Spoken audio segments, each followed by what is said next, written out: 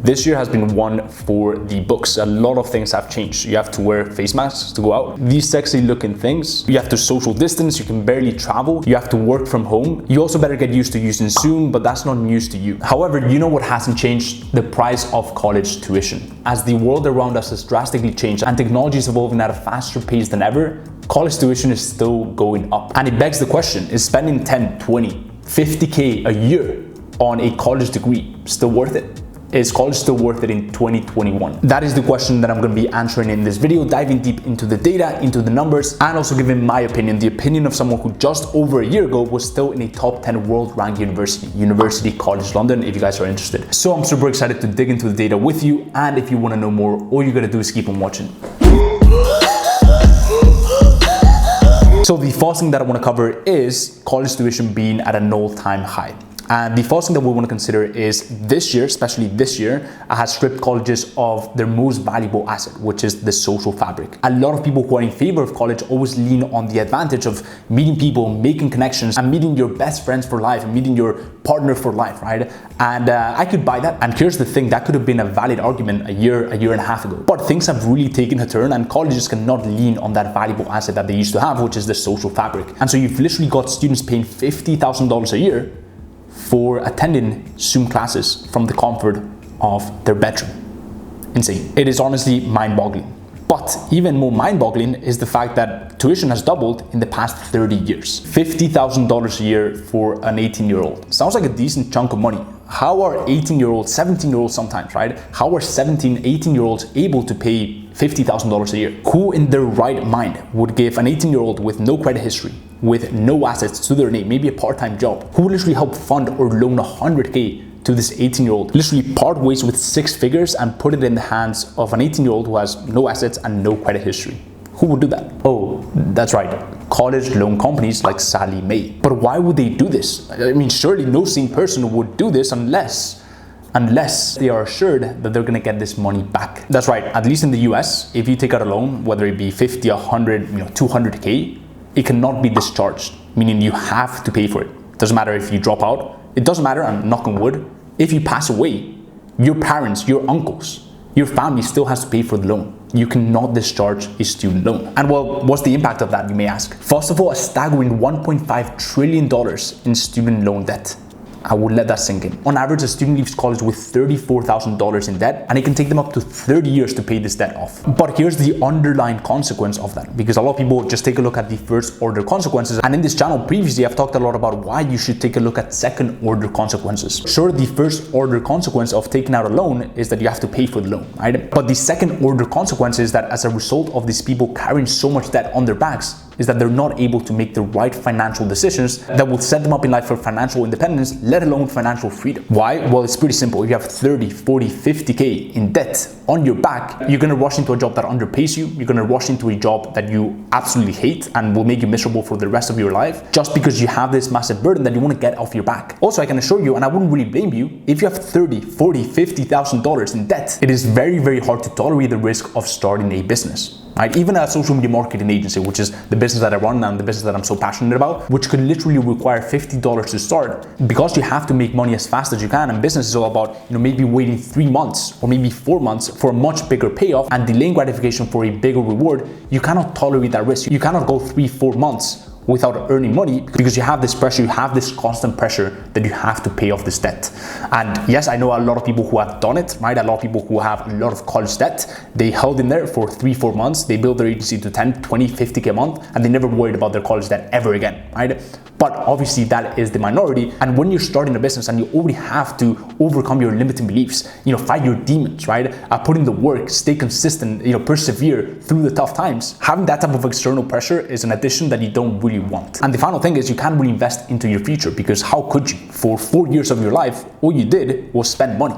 All you did was spend 50K a year on college, on your education, without producing a single dime in most cases.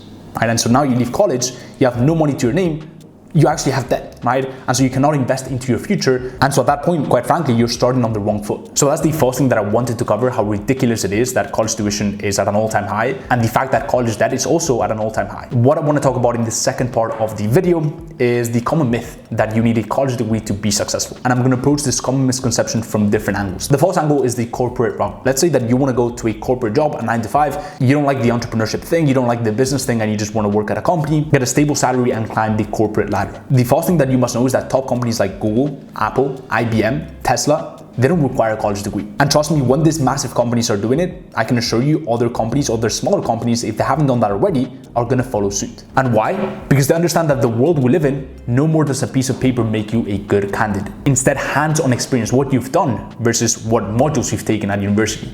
Practical skills, soft skills like communication, leadership, organization, those are the skills that are gonna make you stand out. Now, obviously, there are exceptions to this if you are trying to become a doctor because it's your life's calling, right? If you're trying to become a lawyer, maybe an engineer, an architect, you are gonna need a qualification, and I completely respect that. Because bless you, if I'm getting a heart surgery, I hope the doctor hasn't just watched a bunch of YouTube videos online or taken an online course and now thinks he's a heart surgery guru, and he's not only doing surgery on my heart, but he's also selling courses about how to do surgeries on hearts. I digress. Obviously, there are exceptions to the rule. There is a small, tiny, almost minority that need a qualification for their jobs, but for the vast majority, a piece of paper is completely useless. The second angle that I want to talk about is the people who are enjoying this video so far, but haven't actually liked the video.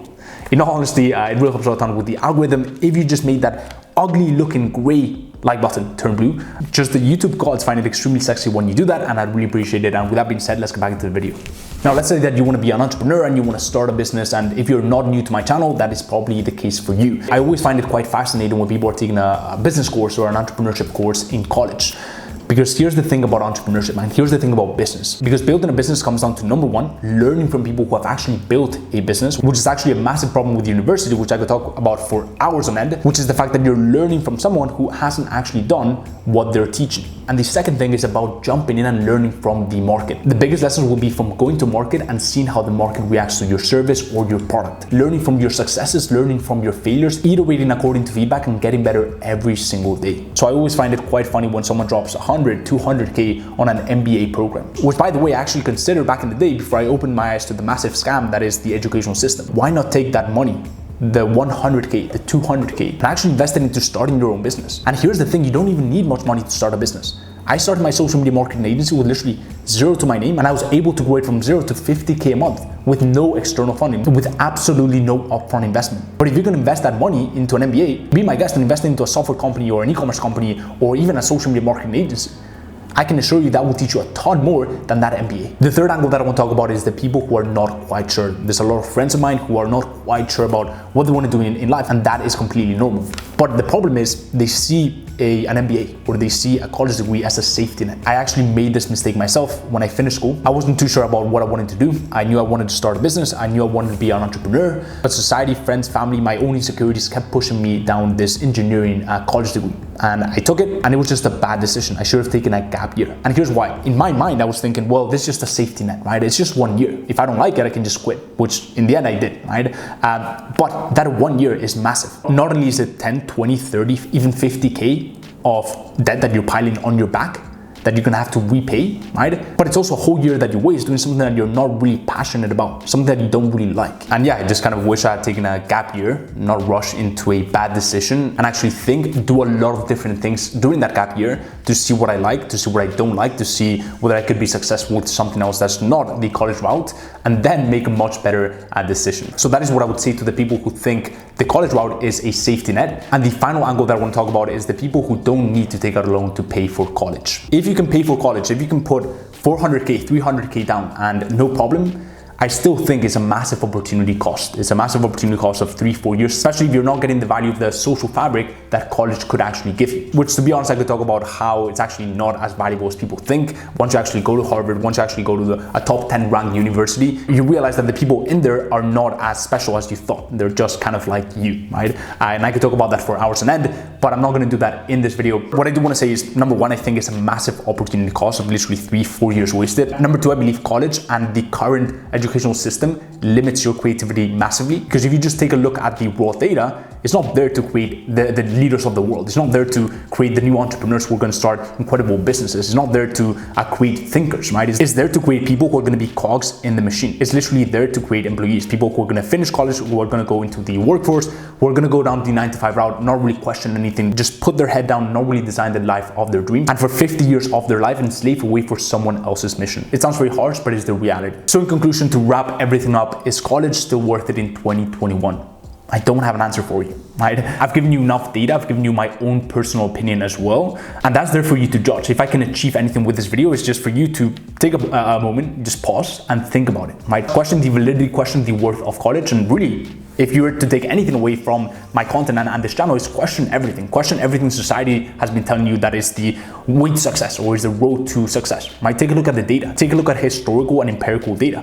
Take a look at the people that are where you want to be, right? And then reverse engineer and see what path they took to get to that point. Because quite frankly, it's a big decision in your life, and I'm never going to tell someone to drop out of college. I get a lot of DMs and questions about people who are thinking about it, and I'm never going to give them a raw answer. I can only share historical data, look into the facts, right, for you, actually walk the talk in my own life, and then share that with you through my content. But what I want to leave you with is in 2019, I dropped out of college after my foundation year and my first year of college. And back then I was definitely very uncertain. I was very scared. It was a big risk, but I will never look back, and it's one of the best decisions I've made in my life, because in the following year, where I could actually put my time, energy, focus, and attention solely into my business, I went from 0 to 50K a month profit with my social media marketing agency, with my business. And seeing what you can do when you have a whole year where you can just put your full energy, focus, and attention on the thing that you're truly passionate about, on the thing that you truly know is going to get you to where you want to be in life. And also seeing the current landscape and seeing so many students jump on Zoom calls for their Harvard lessons, I would have honestly made the decision with my eyes closed, just a complete no-brainer. So that is that for this video. Those are my thoughts on whether college is still worth it in 2021.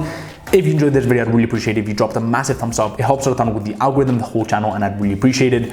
Also, leave down below in the comments any questions you may have on this video, and I'll be sure to check those out. If you want to see more content on entrepreneurship, social media marketing agency, personal development, and a ton of other really cool topics, go ahead and sub to my channel, hit the little bell icon so you never miss an update. And as always, hope everything's going well in your journey, and I will see you in the next one. Peace.